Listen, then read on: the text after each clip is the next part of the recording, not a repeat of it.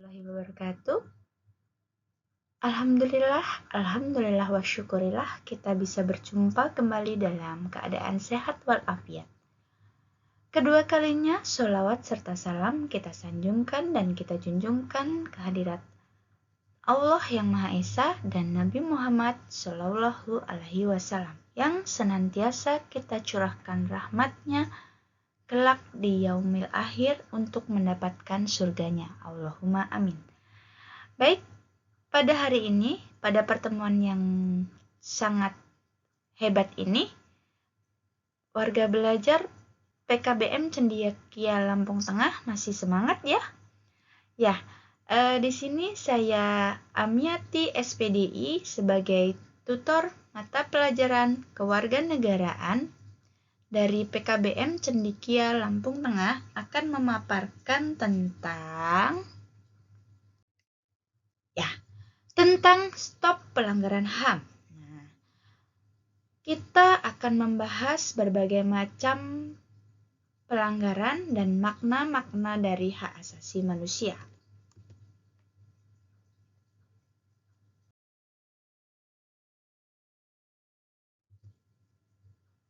Yang pertama adalah makna hak dan kewajiban asasi manusia. Baik, kita akan membahas tentang makna hak asasi manusia. Apa itu hak asasi manusia? Nah, menurut Undang-Undang Negara Republik Indonesia tahun nomor 39 tahun 1999, hak asasi manusia adalah seperangkat hak yang melekat pada diri manusia sebagai makhluk Tuhan yang Maha Esa dan merupakan anugerahnya yang wajib dihormati, dijunjung tinggi, dan dilindungi oleh negara, hukum, pemerintah, dan setiap orang demi kehormatan serta perlindungan harkat martabat manusia.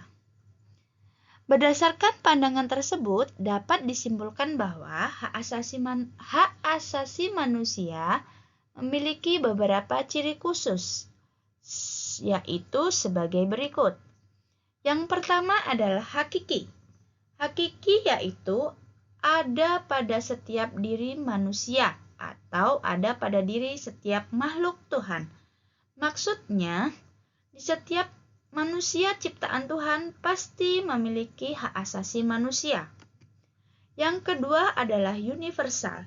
Universal yaitu hak itu berlaku untuk semua orang di mana saja tanpa memandang status, ras, harga diri, gender, atau perbedaan lainnya. Maksudnya di sini universal adalah hak itu berlaku untuk semua orang, walaupun dimanapun orang itu berada, tidak memandang status, baik itu pejabat, pegawai, warga biasa, dan gender juga, walaupun itu laki-laki, perempuan, itu tetap mempunyai hak asasi manusia, begitu ya. Selanjutnya yang ketiga adalah permanen atau tidak dapat dicabut. Maksudnya yaitu hak itu tetap selama manusia itu masih hidup dan tidak bisa dihapuskan oleh siapapun. Nah, jadi maksudnya di sini apabila manusia itu masih hidup, maka hak asasi manusia itu tetap ada, begitu ya.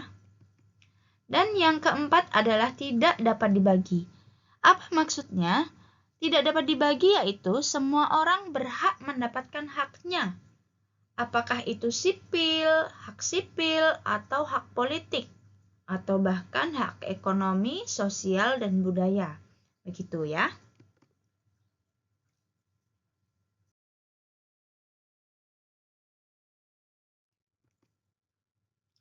Dua, makna dan kewajiban asasi manusia. Selain hak asasi manusia, manusia juga memiliki kewajiban asasi. Seperti berdasarkan dalam penjabaran Undang-Undang Nomor 39 Tahun 1999, dapat dikemukakan bahwa di balik adanya hak asasi yang perlu kita hormati, terdapat juga adanya sebuah kewajiban asasi dari setiap orang. Nah, kewajiban asasi yang dimaksud adalah seperangkat kewajiban yang apabila tidak dilaksanakan, tidak mungkin terlaksana tegaknya sebuah hak asasi manusia. Sehingga hak dan kewajiban merupakan dua hal yang sangat berkaitan. Begitu ya. Hak dan kewajiban tidak dapat dipisahkan. Kenapa? Karena kewajiban itu muncul dari setiap hak-hak ataupun sebaliknya. Nah, hak dasar manusia dapat dijamin atau terlindungi apabila dia sendiri menjamin dan melindungi hak orang lain. Nah, itu di situ maksudnya kita bisa terjamin haknya apabila kita juga saling menghormati dan saling melindungi setiap hak-hak orang lain. Apabila tidak terwujud, maka akan terjadi sebuah pelanggaran hak asasi manusia. Nah, apabila kita tidak bisa melindungi dan menjamin hak-hak orang lain, secara tidak langsung kita akan melakukan sebuah pelanggaran hak asasi manusia, begitu ya. Baik, yang selanjutnya adalah substansi hak dan kewajiban asasi manusia dalam perspektif Pancasila. Penegakan hak asasi manusia di berbagai negara pastilah berbeda-beda. Hal ini dipengaruhi dari perbedaan ideologi, kebudayaan, dan nilai khas yang dimiliki suatu negara. Seperti contohnya Indonesia. Indonesia memiliki Pancasila sebagai ideologi negara. Maka, upaya dalam menegakkan hak asasi manusia mengacu pada Pancasila. Nah, di dalam Pancasila itu terdapat nilai-nilai dasar dan nilai-nilai instrumental serta nilai-nilai praktis. Yang pertama, hak dan kewajiban asasi manusia dalam nilai dasar Pancasila. Seperti gambaran ringkas hubungan antara hak dan kewajiban asasi manusia, yaitu tercermin dalam setiap sila-sila Pancasila. Seperti di dalam sila pertama, dia di situ setiap warga negara berhak memeluk agamanya serta menghormati setiap perbedaan agama. Dan di sila yang kedua, di situ memberikan jaminan dan hak bagi setiap warganya untuk mendapatkan perilaku yang adil dan setara. Dan yang ketiga adalah di sila ketiga adalah sila persatuan Indonesia. Di situ bisa juga tercermin untuk kewajiban seluruh warga negara untuk memelihara kesatuan dan persatuan Indonesia. Dan yang sila keempat yaitu bisa dibuktikan dengan adanya sistem demokrasi yang ada di negara kita, seperti contohnya pemilu. Selanjutnya di sila yang kelima yaitu sila keadilan sosial bagi seluruh rakyat Indonesia. Jadi di situ tercermin seperti setiap warga negara berhak memiliki keadilan dalam pendidikan, seperti kesempatan mengembangkan diri, kebebasan berpendapat, dan masih banyak yang lainnya. Yang kedua adalah hak dan kewajiban asasi manusia dalam nilai instrumental Pancasila. Agak lumayan ya ini. Nah, nilai instrumental merupakan penjabaran dari nilai-nilai Pancasila yang dapat disesuaikan dengan tuntutan zaman, namun tetap mengacu pada nilai dasar yang telah kita jabarkan tadi. Perwujudan nilai instrumental pada umumnya berbentuk ketentuan-ketentuan konstitusional mulai dari Undang-Undang Dasar Negara Republik Indonesia sampai dengan peraturan daerah.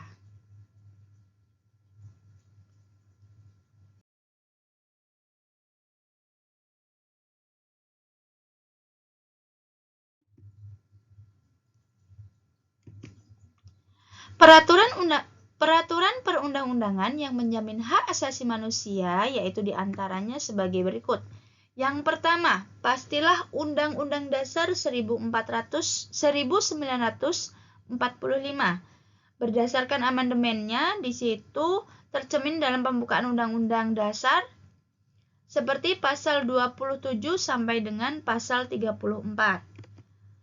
Yang kedua adalah Undang-Undang Nomor 5 tahun berapa ini? Tahun Ketetapan MPR nomor 17/MPR/1998 tentang hak asasi manusia yang di dalamnya berisi piagam HAM. Selanjutnya yang ketiga, tentang juga konversi menentang penyiksaan dan perilaku penghukuman yang kejam atau tidak manusiawi atau merendahkan harkat dan martabat manusia. Dan yang selanjutnya adalah Undang-Undang Nomor 9 Tahun 1998 tentang menyatakan kebebasan berpendapat.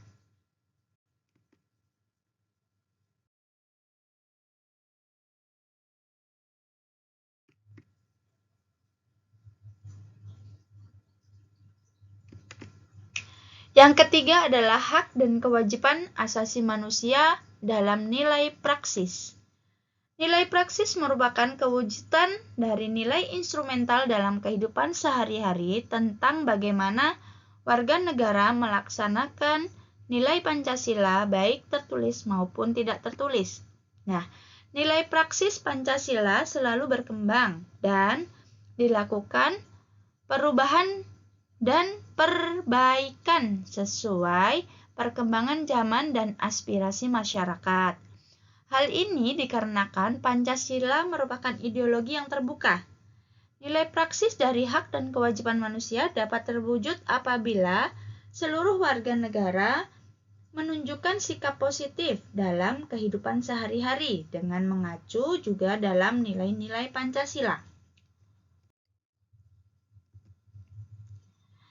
Berikut ini telah disajikan tentang sikap-sikap positif pencerminan sila Pancasila ya.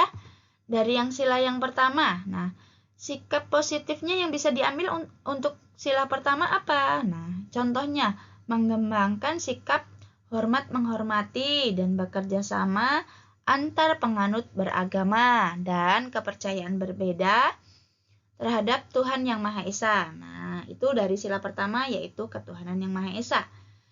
Selanjutnya yang kedua, sila yang kedua yaitu nilai positif yang bisa diambil mengakuin persamaan derajat, persamaan hak, dan kewajiban asasi setiap manusia tanpa membeda-bedakan suku, keturunan, agama, kepercayaan, jenis kelamin, kedudukan sosial, warna kulit, dan sebagainya.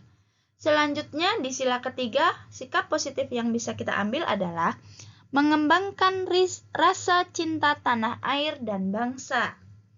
Dan selanjutnya yang keempat adalah di sila keempat, kita bisa mengambil sikap positifnya adalah yaitu dengan musyawarah untuk mencapai mufakat, diliputi oleh semangat kekeluargaan.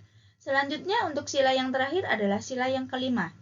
Sikap positif yang bisa tercermin dalam sila yang kelima adalah mengembangkan sikap adil terhadap sesama, begitu ya. Dan selanjutnya tugasnya adalah Anda diminta untuk mengkategorikan hak dan kewajiban asasi manusia berdasarkan Undang-Undang Dasar dengan menuangkan dalam sebuah tabel. Nah, jadi nanti para warga belajar diminta untuk mengkategorikan hak dan kewajiban hak asasi manusia ya berdasarkan undang-undang seperti tadi serta dituangkan dalam sebuah tabel, begitu ya. Baik, terima kasih dan cukup sekian pertemuan kali ini. Semoga semua ilmu kita bermanfaat dan jangan lupa tetap semangat belajar demi menggapai masa depanmu. Bu Ami akhiri, wallahu muwaffiq ila aqwamit thoriq. Wassalamualaikum warahmatullahi wabarakatuh.